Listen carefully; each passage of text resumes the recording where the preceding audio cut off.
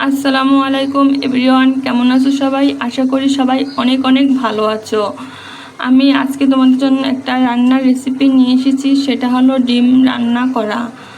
আমি প্রথমে তাওয়া গরম হওয়ার পরে দিয়ে দিয়েছি 4-5টা ডিম ভাজতে। লাল লাল করে প্রথমে ভেজে নেব, তারপরে অন্য কড়াইয়ের ভেতরে দিয়ে দিব সামান্য কিছুটা পানি। তারপরে দিয়ে দিব পেঁয়াজ কুচি, মরিচ কুচি, লবঙ্গ, দারচিনি, এলাচ, তেজপাতা, এগুলা দিয়ে ভালোভাবে ভেজে নেব 10 মিনিট।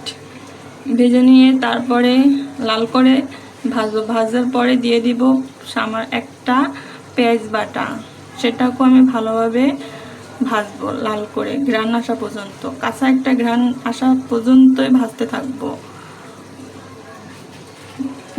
ভাজতেই আমার ভিডিওটা ভালো লাগলে অবশ্যই লাইক, কমেন্ট, সাবস্ক্রাইব করতে ভুলো না। তারপরে এটারে ভাজবো অনেকক্ষণেই, 10 মিনিটের মতো ভাজতে হবে। ভেজে তারপরে দিয়ে দিব,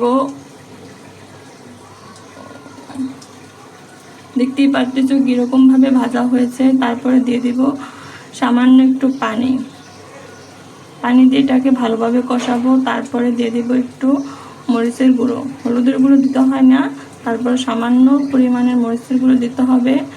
মরিচের গুঁড়ো দিয়েই তারপরে আবার কতক্ষণ পর্যন্ত কষাতে হবে।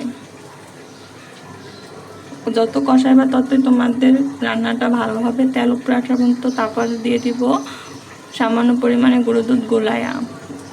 তোমাদের হাতের কাছে যেটাই পাবে সেটাই দিতে পারবে, লিকুইড দুধ বা গুঁড়ো দুধ।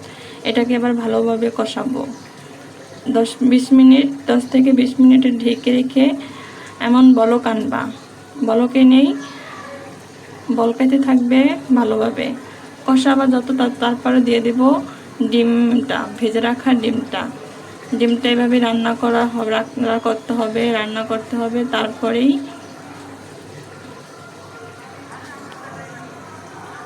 কিছুক্ষণ পরেই ডিমটাকে ভালোভাবে কষিয়ে নামিয়ে রাখতে হবে। আমার